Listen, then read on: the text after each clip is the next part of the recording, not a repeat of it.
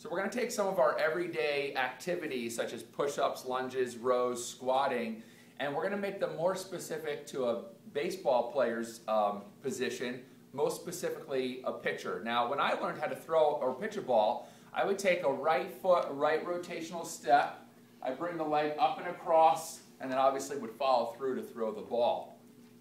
Now what's important is that we can take these common everyday exercises and make them carry over to the athlete's activity or the demands of his sport.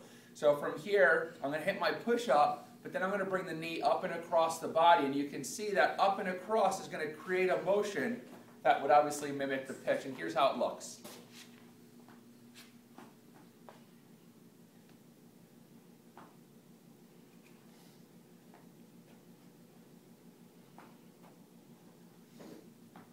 Now I just did both sides there just for symmetry's sake.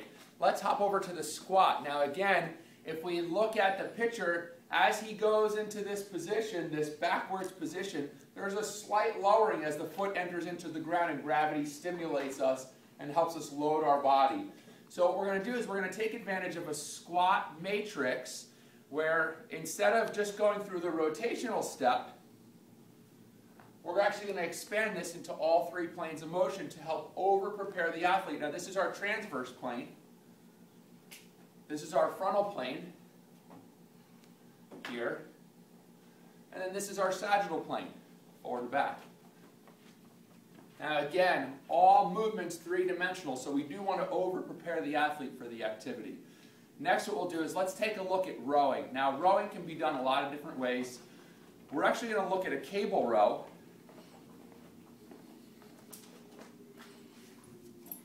The weight is not really important here. I don't need it to be very heavy. That wouldn't necessarily have a very high carryover. I'd actually prefer a lighter load that will allow the athlete to move more quickly and with speed, because that's more specific to throwing a ball. So what I do is I'm just going to stand over here on a single leg, and I'm going to do the reach across the body, and my hips and my hamstrings, all my calf muscles are turning on and working to control this motion so that I don't fall in this direction. And you can see that's going to have a very similar carryover. As I go to release the ball and the foot plants into the ground, my body weight is going to start to come over the leg. This back leg will lift off the ground, and there we have this kind of counter rotation across the body reach. And that's the same thing we're trying to mimic here with the cable row. Very similar situation. Lastly, what we're going to do is let's take the lunge. You know, typically when we're doing lunges, it's just kind of take a forward step and bend the knees. That's definitely a great way to lunge, but there's so many other ways that we can do it. But let's make it more specific to help the athlete get into both transformational zones of our wind-up and then into our follow-through. All right, and the way I would propose doing that, let's do a rotational lunge. We come here. Okay, so from my rotational lunge, what I'm going to do is I'm actually going to come back to a balanced position, do a cross-body reach, back into a lunge, cross-body reach, back into a lunge, cross-body reach.